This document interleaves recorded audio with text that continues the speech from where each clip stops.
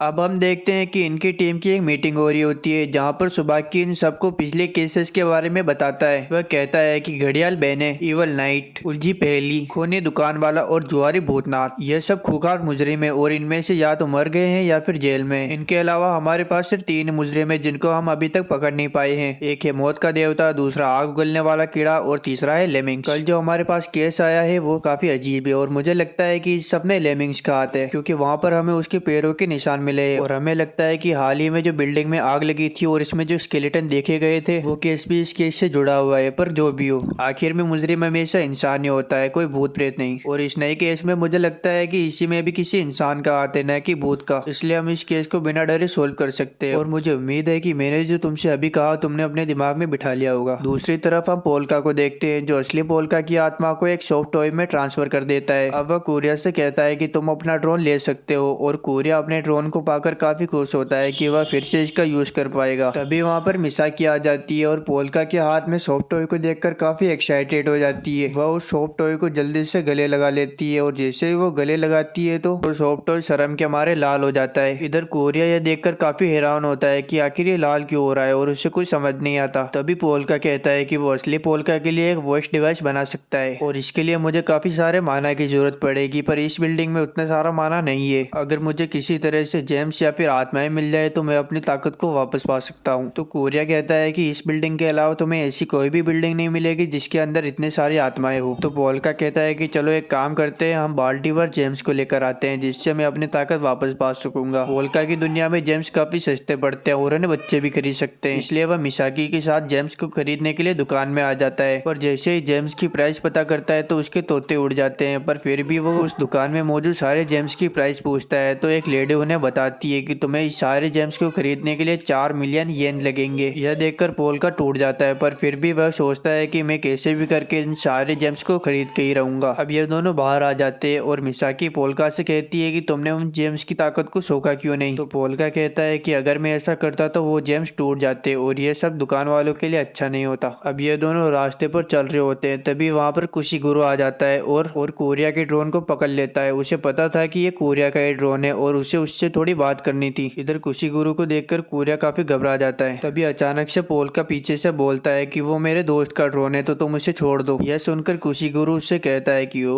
वो तुम्हारे दोस्त का ड्रोन है तो बच्चे तुम्हें उससे दोस्ती तोड़ देनी चाहिए, वो बिल्कुल भी अच्छा नहीं है और वह तुम्हारा बस इस्तेमाल करना चाहता है। तुम्हारी भलाई इसी में है कि तुम उसका साथ छोड़ दो। इधर कोरिया पोल्का से कहता है कि वह आदमी काफी खतरनाक है तो तुम्हें जल्दी से वहाँ से निकल जाना चाहिए। इधर पोल्का नहीं मानता और कुशिगुरु को कहता है कि वो मेरा दोस्त है और मैं उसका साथ कभी नहीं छोड़ूंगा और वह अपनी ताकत का इस्तेमाल करके कुशिगुरु के हाथों से वो ड्रोन छीन लेता है। अब कुशिगुरु कहता है कि तुम तो काफी इंटरेस्टिंग हो, अब ये सब देखने के बावजूद मैं तुम्हें अकेला नहीं छोड़ सकता। और यह कहते हुए वो पोल्का से और सवाल पूछने लगता है और इधर पोल्का का दिमाग खराब होने लगता है। तभी कोरिया कुशिगुरु को फोन लगाता है और कहता है कि वो बस मेरे हाफ बडीज है, तुम उन्हें जाने दे सकते हो और अगर तुमने ऐसा नहीं किया तो तुम्हारी वीडियो सोशल मीडिया पर वायरल कर दूंगा कि एक बदमाश आदमी 2 प्यारे बच्चों को सता रहा है। पर इधर कुशिगुरु को घंटा फर्क नहीं पड़ता और उससे कहता है कि तुम्हें जो करना हो वो कर लो, लेकिन मैं अपना काम पूरा करके ही रहूंगा। और अब पोल्का से कोरिया के बारे में कहता है कि तुम उसका साथ छोड़ दो क्योंकि वो एक दोगला इंसान है, जब वो मुसीबत में पड़ेगा तो तुम सबको फंसा देगा और खुद निकल जाएगा। इधर पोल्का को काफी गुस्सा आ रहा होता है और वह अपने शक्तियों का इस्तेमाल करने ही वाला होता है, पर तभी मिसाकी अचानक से उसको एक जोरदार लात मार देती है और इसका फायदा उठाते हुए मिसाकी और पोल्का वहाँ से जल्दी से निकल जाते हैं। और थोड़ा आगे आने के बाद पोल्का अपने मैजिकल हैंड से वहाँ से एस्केप कर जाता है और यह देखकर कुशिगुरु कहता है कि आखिर वो दोनों कहाँ पर गए। इधर पोल्का पास ही की बिल्डिंग पर उतर जाता है, तभी उसे कोरिया का कॉल आता है। वह पोल्का से कहता है कि आज तो बार बार बचे, पर तुम्हें मैं एक बात बता दूं, जो भी अभी कुशिगुरु ने कहा वो सब सच था। अगर मैं पकड़ा गया तो मैं तुम सबका नाम ले लूंगा और तुम सब भी फंस जाओगे। यह सुनकर पोल्का कहता है कि मुझे इससे फर्क नहीं पड़ता क्योंकि हमारी दुनिया में सच उगलाने वाला मैजिक था जिससे कि सारे लोग सच बोल सके। तो मुझे फर्क नहीं पड़ता है कि तुम या कोई और भी मेरे बारे में सारे राज उगल दे। क्या तुम्हें पता है कि कोरिया कुशिगुरु से इतना क्यों डरता है? एक बार उसने देखा था कि कुशिगुरु की लड़ाई एक गैंग से हो जाती है और उस गैंग के मेंबर्स के पास हथियार भी होते हैं, पर फिर भी कुशिगुरु पलक झपकते ही उन सबको मौत के घाट उतार देता है। अब हम कुशिगुरु को देखते हैं जो अपने ऑफिस में आया हुआ होता है। वह एक लड़की से कहता है कि क्या तुम इस फुटप्रिंट को चेक करके बता सकती हो कि ये किसका है? तो वह लड़की बताती है कि यह फुटप्रिंट तो बिल्कुल उसी फुटप्रिंट से मैच करता है जो हमें क्राइम सीन पर मिला था। और यह सुनकर कुशिगुरु काफी खुश होता है और हंसते हुए कहता है कि यह तो काफी इंटरेस्टिंग बात है। अब इस केस केस में और भी मजा आएगा। तभी वो लड़की कुशिगुरु से कहती है कि तुम्हें अपना ट्रीटमेंट कहीं और जाकर करवाना चाहिए, क्योंकि तुम्हारी पीठ को देखकर बाकी सबको डर लग रहा है, क्योंकि कुशिगुरु के पीठ पर छपा होता है टाइगर। अब हमें वही पट्टियों वाला इंसान दिखाया जाता है जो बिल्कुल इनविजिबल होता है। वो पूरे ऑफिस में घूमकर छानबीन कर रहा होता है, पर किसी को दिखाई नहीं देता। लगता है इसके पास भी मैजिक है। अब इधर हम वापस इस टर्की को देखते हैं जो बाहर में पड़ा हुआ होता है और अपने आसपास के लोगों को अपने अजीबोगरीब मिशंस के बारे में बता रहा होता है। इधर शेरिशा को पता होता है कि यह बंदा बस इन्वेस्टिगेशन के लिए आया है और हम इसे और ज्यादा इन्फॉर्मेशन नहीं इकट्ठा करने दे सकते, हमें इसे जल्द से जल्द यहाँ से भगाना होगा। पर उसी वक्त सुबाकी को एक मैसेज आता है जिसमें मिसाकी और पोल्का के बारे में लिखा होता है और उनके हुलियों के बारे में लिखा होता है और क्या पहना है ये भी लिखा होता है। पर तभी अचानक से उस बार में पोल्का और मिसाकी आ जाते हैं और इधर सुबाकी इन दोनों को देखते ही पहचान लेता है कि जो इन्फॉर्मेशन उस मैसेज में लिखी थी वो हूबहू पोल्का और मिसाकी से मैच खाती है। सुबाकी पोल्का और मिसाकी को अपने पास बैठने के लिए कहता है। यह सब कोरिया अपने कैमरे से देख रहा होता है। तभी वह अपने कैमरे में देखता है कि कुशिगुरु भी उस बार की तरफ जा रहा है, इसलिए कोरिया जल्दी से पोल्का को कॉल लगाता है। पर पोल्का तो जूस पीने में बिजी होता है क्योंकि उसे वो बहुत अच्छा लगा। पर थोड़ी देर बाद कुशिगुरु अपने साथियों के साथ वहाँ पर पहुंच जाता है, पर बार के बाउंसर्स इन्हें रोक लेते हैं। पर चेरिशा पीछे से आवाज देती है कि इनका साथी अंदर ही है तो इन्हें आने दो। अब अंदर आने के बाद यह दोनों अपना असली रूप दिखाते हैं और पोल्का मिसाकी से कहते हैं कि हमें तुमसे कुछ इन्फॉर्मेशन चाहिए। यह कहते ही पूरे बार की लाइट चली जाती है। इधर पोल्का अपने इवल आई का इस्तेमाल करता है और अंधेरे में देखने लगता है। उसे सभी लोग दिखाई दे रहे थे, लेकिन वो जैसे ही अपने ऊपर देखता है तो उसका चेहरा पीला पड़ जाता है क्योंकि वहाँ पर होता है लेमिंग्स। अब चेरिशा वहाँ पर थोड़ा उजाला करती है और जैसे ही थोड़ा उजाला होता है तो लेमिंग्स नीचे आ जाता है। वो काफी डेंजरस फॉर्म में लग रहा था और उसे देखकर सभी के तोते उड़ जाते हैं। चेरिशा समझ जाती है कि लेमिंग्स उनसे लड़ने नहीं आया, इसलिए वह अपने साथियों को पीछे हटने के लिए बोलती है। पर कुशिगुरु का तो कुछ अलग ही प्लान था। वह कहता है कि चलो लेमिंग्स को मार देते हैं। सुबाकी भी कहता है कि वैसे भी एक वांटेड क्रिमिनल है तो चलो इसे पकड़ ही लेते हैं आज। इधर पोल्का अपनी एवल आई को वापस से एक्टिवेट करता है और लेमिंग्स की ओर देखता है। उसे उसके पीछे काफी सारी आत्माएं दिखाई देती है जिनको लेमिंग्स ने मारा था और अगले ही पल लेमिंग्स दो ऑफिसर्स को ऐसे हवा में उछाल देता है जैसे कि वो कोई सॉफ्ट टॉय हो। अब कुशिगुरु मैदान में आता है और लेमिंग्स से फाइट करता है, पर लेमिंग्स कुशिगुरु से बहुत ज्यादा ताकतवर है, इसलिए वह कुशिगुरु को ज्यादा सीरियस नहीं लेता और अचानक से पोल्का के पास आ जाता है और मिसाकी को गोद में उठाकर वहां से भागने लगता है। पोल्का उसे रोकने की सोचता है, पर अगर उसने ऐसा किया तो सभी को उसकी शक्तियों के बारे में पता चल जाएगा और ये उसके लिए अच्छा नहीं होगा। इधर कुशिगुरु वापस लेमिंग्स को रोकने के लिए आगे आता है, पर लेमिंग्स उसे एक लात में उसकी औकात दिखा देता है। अब पोल्का के पास कोई चारा नहीं होता, इसलिए वह अपनी शक्तियों का इस्तेमाल करता है, पर एक दिक्कत हो जाती है। बाकी सबको उसके स्पेल कास्ट दिखने लग जाते हैं, इसलिए चेरिशा मोमबत्ती को बुझा देती है ताकि किसी और को कुछ ज्यादा पता न चले। पोल्का अपनी शक्तियों से मिसाकी को उसके चंगुल से छुड़वा लेता है और हड्डियों वाले हाथ से उसे पकड़ लेता है। इधर अंधेरा होने के बावजूद सुबाकी अपने फोन से उजाला करके ये अद्भुत नजारा देख लेता है। लेमिंग्स जल्दी से जाकर वापस से मिसाकी को पकड़ लेता है और भागने लगता है। पोल्का अपनी पूरी पावर का इस्तेमाल करता है और लेमिंग्स को पकड़ने की कोशिश करता है, पर लेमिंग्स इतना ज्यादा तेज होता है कि वो उसकी पकड़ में ही नहीं आता और वो बहुत ज्यादा ताकतवर भी होता है। अब लेमिंग्स लड़ाई के बीच में ही मिसाकी से कुछ सवाल पूछने लगता है और मिसाकी उसका जवाब देने लगती है, पर बातों बातों में मिसाकी उसके हाथ को काट लेती है। वह सोचती है कि इससे लेमिंग्स को लकवा मार जाएगा, पर लेमिंग्स की पट्टियों की वजह से उसे कुछ फर्क ही नहीं पड़ता। मिसाकी एक फोग में अपनी लार को लगाकर लेमिंग्स को चुबा देती है और उससे लेमिंग्स को चक्कर आ जाते हैं, पर फोग में इतना लार नहीं होता कि लेमिंग्स को लकवा मार सके। इसी चीज का फायदा उठाते हुए पोल्का अपने आसपास की सारी आत्माओं को इकट्ठा करके उनकी शक्तियों को एब्जॉर्ब कर लेता है और एक पावरफुल मैजिक से एक बड़े से स्केलेटन को समन कर लेता है जो लेमिंग्स के ऊपर हमला करता है। लेमिंग्स सोचता है कि उसका बचना मुश्किल है, इसलिए वह वहां से भाग जाता है। लेमिंग्स भागकर अपने बॉस तकारू के पास आता है और उसे इन्फॉर्मेशन देता है कि जिम्बा पहले ही मारा जा चुका है पर पोल्का अभी भी जिंदा है। अब हम पोल्का और मिसाकी को देखते हैं जो रास्ते पर चल रहे होते हैं। मिसाकी पोल्का को उसे बचाने के लिए थैंक यू कहती है, पर पोल्का कहता है कि इसकी कोई जरूरत नहीं है, तुमने भी बहुत बार मेरी मदद की है। और पोल्का बताता है कि एक बार मेरी टीचर ने मुझसे कहा था कि तुम एक नेक्रोमेंसर बनने वाले हो तो तुम्हारी लाइफ काफी लंबी होगी, इसलिए तुम्हारी जिंदगी में लोग आएंगे और जाएंगे पर तुम अपनी जिंदगी को अपने हिसाब से जीना। पर एक बात का ध्यान रखना, अपने दोस्तों और अपने चाहने वालों की हमेशा रक्षा करना, क्योंकि उनके बिना तुम्हारी जिंदगी एकदम सूखी पड़ जाएगी। अब पोल्का सोचता है कि वह एक बिजनेस करेगा जिससे वो बहुत सारे पैसे जमा करेगा और अपनी लाइफ को पीसफुल जीने की कोशिश करेगा। इधर हम कोरिया को देखते हैं जो कहता है कि ये दोनों कमाल है। पोल्का और मिसाकी पहले ऐसे इंसान है जिन्होंने लेमिंग्स से फाइट की पर फिर भी जिंदा बच गए, और कोरिया को यह भी समझ में आता है कि लेमिंग्स का नाम लेमिंग्स क्यों पड़ा, क्योंकि लेमिंग्स कहीं पर भी चूहे की तरह घुस आता है और गायब हो जाता है। जाता है। अब हम इन सबको देखते हैं जो एक बिजनेस के बारे में सोच रहे होते हैं। पोल्का ने एक इंटेलिजेंट आत्मा को एक पेन के अंदर डाला हुआ होता है और पोल्का ने एक बिजनेस आइडिया भी सोचा हुआ होता है। वह पेन उस आइडिया को लिखकर कुरिया को बताता है और यहाँ तक कि पोल्का ने तो इसका बैनर भी बना लिया था, पर कुरिया को यह बिजनेस खास पसंद नहीं आता। इधर हम उस पेन को देखते हैं जिसके दिमाग में कुछ अलग ही चल रहा होता है। वह एक बिजनेस का आइडिया देता है और यह भी बताता है कि पोल्का उसे कैसे कर सकता है और इसके लिए कुरिया राजी हो जाता है। अब हम अगले ही पल देखते हैं कि पोल्का एक भविष्य बताने वाला जादूगर बन गया है और बिजनेस खोलते ही कस्टमरों की काफी लंबी लाइन लग जाती है और पोल्का पहले ही दिन काफी सारे पैसे कमा लेता है। दरअसल जो भी इंसान पोल्का से भविष्य जानने के लिए आता था तो कुरिया अपने कंप्यूटर में उसकी सारी डिटेल निकाल लेता था और पोल्का अपनी इवल आई से देख के उसके बारे में सब कुछ बता देता था और थोड़ी बहुत जो करंट इन्फॉर्मेशन बाकी रह जाती थी वो पोल्का कस्टमर के साथ रहने वाले आत्माओं से पूछ लेता था और ऐसा करते हुए पहले ही दिन लगभग उन्होंने 1 लाख येन कमाए थे। पोल्का इन पैसों को आपस में बांटने की बात करता है और पोल्का असली पोल्का को भी एक हिस्सा देने की बात करता है, पर पोल्का इस बात के लिए मना कर देता है। वह कहता है कि उसने इस काम में उनकी कोई भी मदद नहीं की तो इन पैसों पर सिर्फ उन्हीं का हक है। इधर कुरिया पोल्का को बताता है कि तुम्हें पता है असली पोल्का काफी अमीर है और उसी वक्त उनके कमरे में 2 बच्चे और कुछ बॉडीगार्ड घुस आते हैं। इन दोनों का नाम होता है काजुकी और सुजुकी और यह दोनों पोल्का को अंकल कह के बुलाते हैं, पर पोल्का अपना चेहरा छुपा लेता है और कहता है कि मैं तो क्रॉप्स गॉड हूँ। यह सुनकर काजुकी कहता है कि लगता है इनका दिमाग खराब हो गया है। यह दोनों पोल्का से कहता है कि हमें पता है कि आपको अपने आसपास के लोग बिल्कुल भी पसंद नहीं है और उन सब से बचने के लिए आप यहाँ पर भाग कर आ गए, पर खैर जो भी हो हम बस अपना भविष्य जानने के लिए आए हैं। तो पोल्का उनसे कहता है कि अभी हमारी दुकान बंद हो चुकी है, अगर तुम्हें भविष्य जानना है तो कल हमारी दुकान पर आना होगा। काजुकी और सुजुकी काफी अमीर होते हैं और वह कहते हैं कि हमें कहीं पर भी जाने की जरूरत नहीं, सब चीजें हमारे पास ऑटोमेटिक आ जाती है। और इस बात पर कुरिया सुजुकी से बहस करने लगता है और कहता है कि अगर तुम्हें सच में अपना भविष्य जानना है तो तुम्हें दुकान पर ही आना होगा। पोल्का और कुरिया सुजुकी की बात नहीं मानते, इसलिए सुजुकी की आंखों में गड़गड़े आ जाते हैं और उसका चेहरा रोने जैसा हो जाता है। तभी पोल्का बीच में आ जाता है और उनकी बहस को बीच में ही रोक देता है और कहता है कि तुम्हें चिंता करने की कोई जरूरत नहीं। और वह सुजुकी और काजुकी को गले लगा लेता है और कहता है कि तुम दोनों का भविष्य काफी उज्जवल है और वो उन दोनों के पीछे वाली आत्मा से कहता है कि चिंता मत करो, मैं इन्हें कुछ भी नहीं होने दूंगा। यह बात करने के बाद यह सब वहाँ से चले जाते हैं। पोल्का उन लोगों को जाते हुए खिड़की से देख रहा होता है और वह कहता है कि यह आत्मा बुरी नहीं है, पर लगता है इसका दिमाग आधा पागल हो चुका है। तभी कुरिया उससे कहता है कि लगता है तुम्हें बच्चों से काफी ज्यादा प्यार है। पोल्का इसका एक सीरियस जवाब देता है। वह कहता है कि हमारी दुनिया में जो बच्चे थे मेरा उनके साथ काफी ज्यादा कनेक्शन था, शायद इसी वजह से मुझे इन बच्चों को देखकर अपनी दुनिया के बच्चों की याद आती है। अब कुरिया पोल्का को असली पोल्का के बारे में बताता है और कहता है कि असली पोल्का शिनोयामा परिवार का एक सदस्य है और उनका परिवार काफी अमीर है, पर उनके केवल 2 वारिस है। पोल्का के अलावा दूसरे को कुछ हो गया तो ऑटोमेटिक सारी दौलत और ताकत पोल्का के पास आ जाएगी। यह सुनते ही क्रॉप्स गॉड के दिमाग में आता है शायद इसी वजह से ही पोल्का के ऊपर हमला हुआ था। तो कुरिया कहता है कि तुमने सही कहा, पर कोई चाहता है कि पोल्का को वो दौलत ना मिले, इसलिए मुझे लगता है कि उनके परिवार वालों में से किसी ने पोल्का को मारने की सुपारी दी होगी। यह सुनकर क्रॉप्स गॉड और असली पोल्का टूट जाता है और कुरिया उन्हें यह भी बताता है कि अगर पोल्का ने वहां जाने की कोशिश की तो उसकी जान को खतरा हो सकता है। यह सुनकर पोल्का को अपने पुराने जीवन की याद आती है जब उसकी रक्षा के लिए 2 बॉडीगार्ड हमेशा तैयार रहते थे। तभी वह एक स्केलेटन को अपने बॉडीगार्ड बनाकर ले जाने की बात करता है और उसका हुलिया भी बदल देता है, लेकिन वह एक बॉडीगार्ड की तरह बिल्कुल नहीं लग रहा था। तभी वो पीछे मुड़कर मिसाकी को देखते हैं और उन्हें लगता है कि मिसाकी शायद एक अच्छी बॉडीगार्ड बन सकती है। इधर हम काजुकी और शिजुकी को देखते हैं जो तकुरा के पास जाते हैं। हमें पता लगता है कि तकुरा भी इनके ही फैमिली का एक मेंबर है। तकुरा इन दोनों से कहता है पोल्का कैसा है, तो यह दोनों बताते हैं कि पोल्का अंकल एकदम ठीक है, पर उनका व्यवहार थोड़ा बदल चुका है। तभी तकुरा उन दोनों से कहता है तुम्हें ऐसे अकेले में नहीं घूमना चाहिए, तुम दोनों की जान को खतरा हो सकता है और तुम्हारे साथ भी वही हो सकता है जैसा तुम्हारी सिस्टर के साथ हुआ था। इसका मतलब जो आत्मा इन दोनों के पीछे है वो इनकी सिस्टर है जो मदद के लिए चिल्ला रही होती है और कहती है कि प्लीज इन दोनों को कोई बचा लो।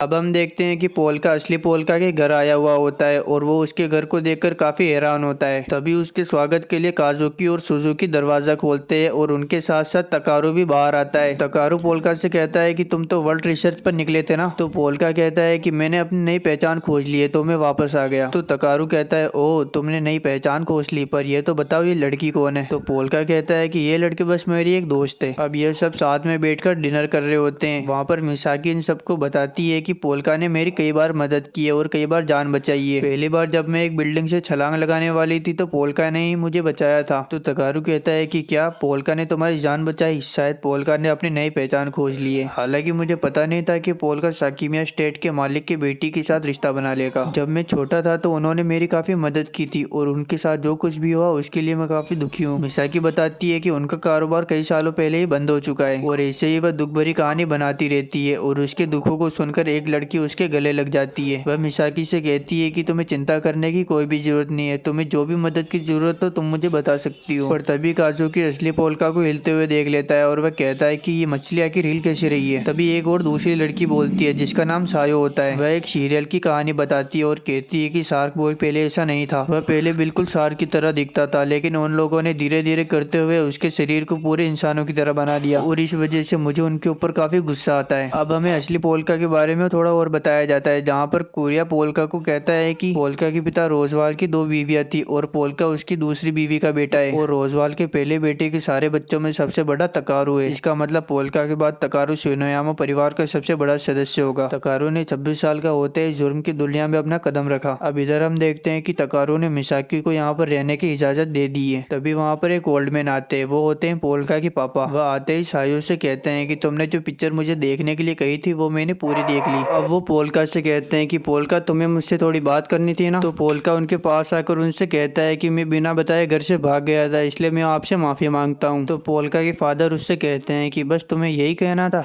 पागल लड़के, अपना ध्यान रखना, तुम बस घर वापस आ गए, ये बहुत बड़ी बात है। अब पोल्का के फादर उससे कहते हैं कि मुझे तुमसे अकेले में बात करनी है और यह दोनों एक कमरे में आ जाते हैं। वहाँ पर आने के बाद वो पोल्का से पूछते हैं कि अब तुम मुझे बता सकते हो। तो पोल्का इधर उधर की बातें करने लगता है और कहता है कि मैं एक भविष्य बताने वाला बन गया हूँ और मुझे आपसे थोड़ी मदद की जरूरत है। वो क्या है कि मेरे दोस्त के ड्रोन को एक पुलिस वाले ने पकड़ लिया है। यह सुनने के बाद पोल्का के डैड उससे कहते हैं कि ओ ये बात है, तो तुम मुझे अब असली बात बताओ कि असली पोल्का कहाँ पर है। यह सुनकर पोल्का कहता है कि ये आप क्या कह रहे हैं, मैं ही असली पोल्का हूँ। पर रोजाल वापस से वही बात कहता है कि तुम पोल्का नहीं हो, बताओ असली पोल्का कहाँ पर है। पर पोल्का वापस कहता है कि मैं ही असली पोल्का हूँ, ये आप कैसी बात कर रहे हैं। तभी रोजाल को गुस्सा आ जाता है और वो अपनी तलवार को पोल्का की गर्दन पर रख देता है। वह कहता है कि मुझे पता है कि तुम असली पोल्का नहीं हो, अब तुम मुझे चुपचाप से बता दो कि असली पोल्का कहाँ पर है। इधर पोल्का काफी बड़ी टेंशन में होता है। तभी अचानक से उसे एक डेंजरस एंटिटी की प्रेजेंस महसूस होने लगती है और वह पोल्का के फादर को कहता है कि काजुकी और सुजुकी मुसीबत में है, तो मुझे उन्हें बचाना होगा। रोजाल थोड़ा सोचता है पर बाद में वो पोल्का को जाने की इजाजत दे देता है और पोल्का वहाँ से चले जाता है। तभी रोजाल की फर्श के नीचे से एक आवाज आती है। वह रोजाल से कहता है कि आपको उसे मार देना चाहिए था, पर रोजाल कहता है कि अरे इतनी जल्दी क्या है। अब हमें काजुकी और सुजुकी का पास्ट दिखाया जाता है, जहाँ पर वह अपनी बड़ी सिस्टर से कहती है कि मेरा बैग जंगल में खो गया है। तो उसकी सिस्टर कहती है कि तुम चिंता मत करो, मैं तुम्हारा बैग लेकर आती हूँ। और वो जंगल में उसका बैग ढूंढने के लिए चली जाती है, लेकिन वह देखती है कि उनके परिवार को 2 लोग मारने की बात कर रहे थे। सुजुका वहाँ से तेजी से भागने लगती है, पर उनमें से एक आदमी को सुजुका के बारे में पता चल जाता है और वह अपनी ताकत से एक भयानक विस्फोट करता है जिसमें सुजुका जल जाती है और उसकी पूरी बॉडी एक राख में बदल जाती है और सुजुका एक आत्मा बन जाती है। पर फिर भी वह काजुकी और सुजुकी की रक्षा के लिए हमेशा साथ रहती है। अब हम प्रेजेंट में देखते हैं, जहाँ पर पूरे मेंशन में एक खतरनाक आग लग चुकी है और मेंशन के अंदर काजुकी और सुजुकी होते हैं। तभी एक आदमी उनके पास आता है और उन दोनों को वहाँ से निकालने की कोशिश करता है और बेसमेंट में लेकर आ जाता है। वह कहता है कि हम लोग इस दरवाजे से बाहर निकल जाएंगे, पर तभी काजुकी को याद आता है कि यहाँ तो कोई ऐसा दरवाजा है ही नहीं और उन्हें उस आदमी के ऊपर शक होने लगता है। तभी वह आदमी अपना असली रूप दिखाता है और उसके हाथों से बिजलियां निकलने लगती है। वह इन दोनों से कहता है कि तुम दोनों को इस दरवाजे के बाहर जाना ही होगा, वरना मैं तुम दोनों को मार डालूंगा। इधर हम देखते हैं कि सुजुका की आत्मा इन दोनों को बचाने की बहुत कोशिश करती है, पर वो उन्हें देख ही सकती है, टच नहीं कर सकती। वह उन बच्चों को मारने के लिए आगे बढ़ता है, पर तभी मिसाकी अचानक से आकर उस आदमी को एक लात मार देती है, जिससे उस आदमी का नकली मार्क्स निकल जाता है। मिसाकी उसे देखते ही पहचान लेती है कि ये भी उसी की तरह एक किलर है। वह मिसाकी से कहता है कि आखिर तुमने मुझे कैसे पहचाना। तो मिसाकी कहती है कि मैं तो तुम्हें पहले ही दिन पहचान गई थी जब तुम मुझे देखते ही डरने लगे थे। मिसाकी उन बच्चों को वहाँ से भागने के लिए कहती है और वह उस आदमी से फाइट करने लगती है। ये टकला आदमी अपने हाथों से आग निकाल सकता है और मिसाकी को जलाने की कोशिश करता है, पर मिसाकी को इन सब से कोई भी फर्क नहीं पड़ता क्योंकि मिसाकी एक इंसान है ही नहीं। लेकिन तभी उसे शक होता है कि आखिर ये उन बच्चों के पीछे क्यों नहीं जा रहा। तभी वो आदमी कहता है कि वो दोनों मेंशन से बाहर नहीं जा सकते, पूरे मेंशन में आग लगी हुई है और वो दोनों फंसे हुए हैं। इधर हम देखते हैं कि काजुकी और सुजुकी एक जगह पर बैठे हुए हैं और इनका दम धीरे धीरे घुट रहा है, शायद हमारी वजह से जो सुजुका के साथ हुआ और इसी वजह से हमें सजा मिल रही है। अगर हम सुजुका से मिलेंगे तो हम उससे माफी मांगेंगे। और मेंशन की छत उनके ऊपर गिरने लगती है, पर तभी 2 स्केलेटन के बड़े हाथ आकर पूरी छत को संभाल लेते हैं और वहाँ पर पोल्का पहुंच जाता है। पोल्का उनसे कहता है कि मैंने तुमसे कहा था ना कि तुम्हारी उम्र काफी लंबी है, तुम दोनों को चिंता करने की कोई भी जरूरत नहीं है और सुजुका तुमसे बिल्कुल भी नाराज नहीं है। पोल्का इन दोनों बच्चों को सही सलामत मेंशन से बाहर निकाल देता है और एक लड़की से बात करने लगता है। पोल्का अपने एवल आई से उससे देख रहा होता है। उसे पता होता है कि यह वही टकला है जिसने मेंशन में आग लगाई थी और काजुकी और सुजुकी को मारने की कोशिश की थी। वह उससे कहता है कि अब तुम नहीं बच सकते। यह सुनते ही वो वहाँ से भागने लगता है, पर तभी वहाँ पर मिसाकी आकर उसे लात मार देती है और वह दीवार के ऊपर चपटा हो जाता है। अब वह वापस अपने एवल मोड में आ जाता है और पोल्का और मिसाकी के ऊपर आग का हमला करता है। पोल्का अपने एवल आई का इस्तेमाल कर आग में देख रहा होता है। उसे पता चलता है कि उस आदमी के पीछे एक और आदमी खड़ा हुआ है। वह पीछे वाला आदमी उस टकले का सर लेकर जमीन के अंदर गाड़ देता है और हमें पता चलता है कि ये और कोई नहीं बल्कि है लेमिंग्स। अपना काम होने के बाद लेमिंग्स वहाँ से चुपचाप चला जाता है। अब हम देखते हैं कि एक आदमी जो पोल्का और बाकी सबके साथ डिनर पर बैठा हुआ था, वह रास्ते पर जा रहा होता है और कहता है कि मुझे लगता है कि उन सबका काम तमाम हो चुका होगा और जो कोई भी बचा होगा मैं उसे खुद ही मार दूंगा। तभी हम देखते हैं कि एक लेडी बाइक के ऊपर सवार होकर उसके पीछे आ रही होती है। जैसे ही उस आदमी की गाड़ी सिग्नल के ऊपर रुकती है तो वह लेडी भी अपनी गाड़ी को रोक देती है और उस मोटे को एक जोरदार मुक्का मारती है और अगले सीन में हम देखते हैं कि वो मोटा किडनैप हो चुका है। उसे किडनैप किया होता है तकारू ने। वह उससे कहता है कि तुम्हारी इतनी हिम्मत कि तुमने मेरे परिवार के ऊपर नजर डाली। वह मोटा तकारू से कहता है कि मुझे माफ कर दो, मुझसे गलती हो गई। तो तकारू उससे कहता है कि अब तुमने बहुत बड़ी गलती कर दी, मैं तुम्हें माफ नहीं साफ कर दूंगा। अब दूसरी तरफ हम देखते हैं कि सुबाकी जुआरी भूतनाथ के पास आया हुआ होता है। वह उसे उन स्केलेटन वाली वीडियोस को दिखाता है। वह उससे उस बारे में पूछता है। भूतनाथ उसे बताता है कि तुम जिसे ढूंढ रहे हो वो कोई सीरियल किलर नहीं है, वो तो बस एक ऐसा इंसान है जो भटक गया है। अब सुबाकी उसे आग उगलने वाले कीड़े के बारे में भी बताने लगता है और उससे पूछता है। तो जुआरी भूतनाथ उससे कहता है कि तुमने मुझे जो कुछ भी बताया वो तो सिर्फ कहानी का एक पहलू था, दूसरा पहलू तो तुमने मुझे बताया नहीं और शायद मुझे लगता है कि तुम वो पहलू मुझे बिल्कुल भी नहीं बताने वाले। अब सीन चेंज होता है जहाँ पर हम देखते हैं कि इस टकले को पुलिस वाले लेकर जा रहे होते हैं। तभी अचानक से कार की छत पर आग से कुछ बनने लगता है। उसमें लिखा होता है कि यह दुनिया एक खराब प्रोग्राम है। तभी अचानक से उस आग उगलने वाले आदमी में आग लग जाती है। उसे देखकर बाकी सब लोग बाहर निकल जाते हैं और अचानक से वो कार ब्लास्ट हो जाती है और हमें पता चलता है कि वो जो आदमी था वो नकली आग उगलने वाला कीड़ा था और असली आग उगलने वाले कीड़े ने उसका काम तमाम कर दिया।